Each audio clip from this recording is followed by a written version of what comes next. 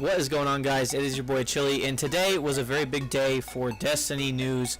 Bungie did their reveal at Gamescom, and one of the biggest pieces of information that they revealed, perhaps the biggest that'll come forward with Rise of Iron, is the introduction of private matchmaking, custom matchmaking, which has been something that everybody, but especially the competitive community, has been asking for since the game was released.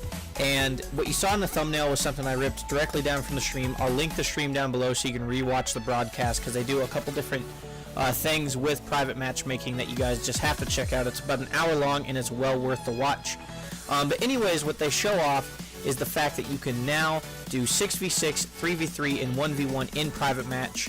You can play pretty much all the maps, which I believe they said was around 30, and more importantly, you can tinker with almost every setting known to man, which is really awesome, because for the past 2 years, the emerging competitive community on Destiny has really been calling for, hey, we want private matchmaking. If we want to do sweats or practice for tournaments and go beyond, you know, the standard competitive playlist of like doubles, elimination, or Trials of Osiris, it's something that they've wanted and they've been waiting for a very long time to do.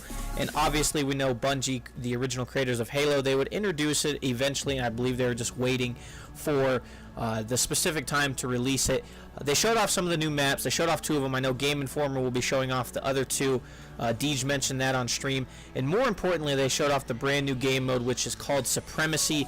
And guys, if you've ever played Call of Duty, you know that it is exactly kill confirmed. Kill the guy, collect his tag or his pride, whatever the hell they called it. It is kill confirmed in a nutshell. There's nothing unique about it, only that it's for Destiny, but it's still cool. It's one of those, it's going to be fun to play. It's an objective mode, but it's one of the simplest objective modes possible. It's kill the guy and just run over and collect whatever he just dropped, and so on and so forth. So they ran 2 test lobbies, and essentially what they showed is that you can mess with the time of day. You can mess with the map, obviously, 1v1, 3v3, 6v6, vehicles, so many custom options that we hadn't really known would be in the game or not. And one of the funny things was one of the people talking, and his name escapes me right now, so I apologize for that. He mentioned how they did a 6v6 elimination on a giant map with vehicles, and it just sounds like the custom options will be amazing. So this is something that I really think will help the competitive community evolve. It'll allow the people who really want to play sweats to really grind it out. I mean, they'll still run public matches, obviously, but to actually do tournaments, it makes it way easier instead of trying to queue up and, you know, join chat lobbies at the same time and do things like that. It just makes it a lot easier, and I honestly think this is a really big step forward in the best way possible. So, you know, check out the stream. It's amazing. They obviously talk about the new raid, new content in terms of the Iron Lords, artifacts. They talk about a bunch of stuff, and it really is amazing to go over. But obviously, I think this is personally the biggest, and that's my dog shaking in the background. This is the biggest piece of info for Rise of Iron yet. I do believe that they're going to release more information as we get closer. We are just a little bit over a month away. They did show off 2 new maps, and I know that PlayStation will get an exclusive PvP map. They didn't show that one off, I believe. I will try to link the name of the map down below, but it's very exciting because this will allow the competitive community to finally kind of flourish in a way that I don't think they've obviously been able to. And it's kind of awesome. You can go and check out maps that maybe you never really got to explore because you were always in a match. You know, I kind of want to go look at the Shores of Time. I want to see if there's anything interesting, and who knows, maybe they will put something on these things like finding ghosts in private matches, you know, something that you weren't able to do before because you're obviously playing the game. Just a little idea. So yeah, guys, that was a really big piece of information today. Iron Banner just released today. They're obviously doing a bunch of maintenance this morning, so Iron Banner will run one final time before Rise of Iron comes out, and I believe that the first Iron Banner will come out the week after it releases. I'd like to think that if they release the game, they don't immediately release Iron Banner, obviously with all the campaign stuff, and then the raid coming out 3 days later. That's going to be a lot of grinding that I really think only a few streamers will be able to do. Not a lot of people will be prepped for the raid, but it is called Wrath of the Machine. It is based basically where you're running around the wall and you fall down, and it looks pretty cool. One of the new strikes, it looked pretty awesome. They showed it off. I can't remember the name of it right now. But basically what it is a Siva captain, or a fallen devil captain, has taken the eye of an ogre and is running around blasting you with it, and the ogre just running around blindly and slamming his fingers. It does definitely look pretty cool. And then obviously the very first strike we ever got on Destiny was remade.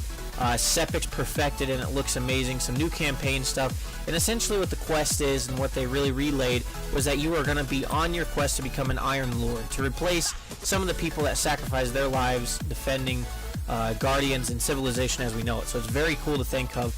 They showed off a vast array of armors, the ornaments. It's just, there's so much content that's coming out that's great, and I definitely think that as we get closer they will address the issue of little vault space, or not expanding vault space. There's just simply too much stuff coming out to kind of say no, we can't afford to expand vault space. My dog's ears are really messing her up. She keeps shaking her head.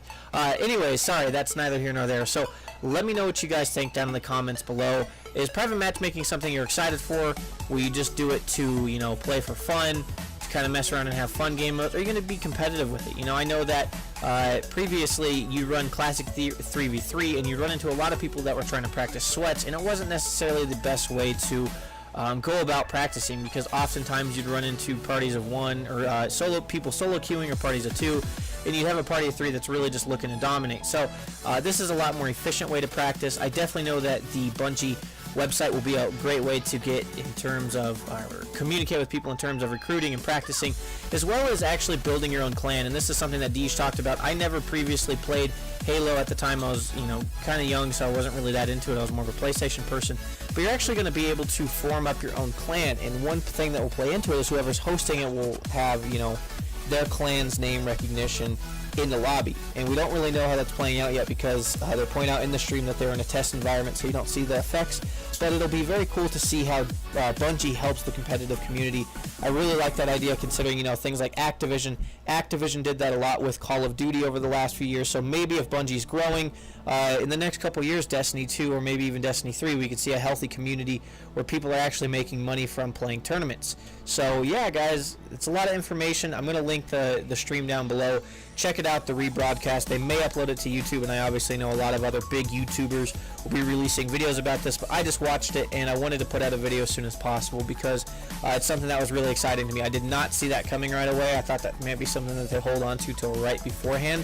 But I think Gamescom was a great way to release it, and I'm sure we'll get to see more of the PvE aspect as time draws near.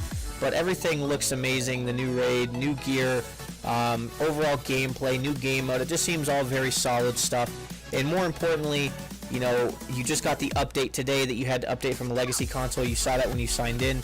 So it's very interesting to see if everyone's going to get on board. So that is going to be it for the video today, guys. If you enjoyed it, leave a thumbs up down below. Comment what you guys are most excited for. And if you guys are new to the channel, don't be afraid to subscribe. I do a lot of Destiny content, but I do Call of Duty, other games. It really just depends on what I'm into playing at the time. But yeah, I'm going to be covering Rise of Iron in the second it comes out, and trying to get you guys as much info as possible. So hope you guys have a wonderful Tuesday evening. I'm about to head to the gym and then go catch a movie, either Suicide Squad or Sausage Fest with my friends. So have a wonderful evening, guys. Remember to stay focused, stay humble, stay driven, and I'll catch you guys in the next video. Peace.